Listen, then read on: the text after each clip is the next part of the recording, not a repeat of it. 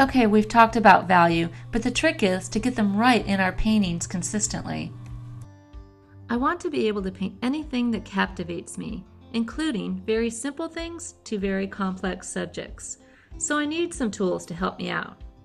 Let's use a relatively simple landscape to begin with as an example. I chose this one because it has strong shapes with clear value contrast. So let's take a look at this. A few things to keep in mind. First, we want to make our job really simple. See it simply, then paint it simply. So we need to get rid of all the distracting detail to isolate the values. A couple of things can help us do that. When painting, it's a good idea to get into the habit of squinting your eyes at the subject. This reduces the level of detail you see and emphasizes the dark and light areas. When we are squinting, we are kind of looking through our eyelashes, creating a filter through which to better see the strong value relationships, like in example B. Let's look at example C. It's pretty easy to recognize the strong value relationships that separate shapes by looking to where the edges of forms meet in our scene. Where there is more contrast, the edges are relatively sharp. Look to where the arrows point. We know that we'll paint those shapes separately in different values, such as where the large foreground tree shape meets the sky shape. The mid values get a little trickier. Now let's look at example D. We need to compare those values to the adjacent values in the subject.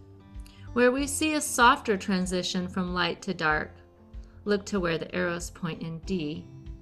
You will want to consider massing or connecting those shapes into a larger one.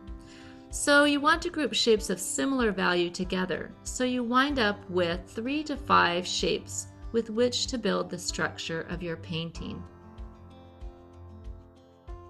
Here's a good example of where I mass together shapes of similar value to create one larger shape, simplifying my composition. It's a really good idea to have a value scale, whether you purchased one or better yet, made one yourself, that has the holes punched in it. This is a great tool in helping to compare value. You can lay it right down on your photograph, as I've done here, or use it to sight through when you're painting outdoors. Gives you a really good idea where you're at with your values. Okay, I can see I've got a little bit of a problem here.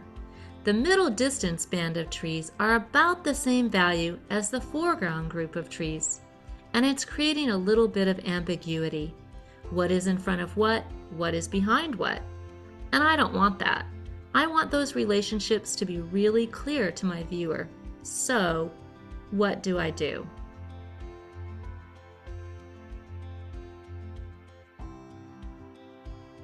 I'm going to take a little artistic license here.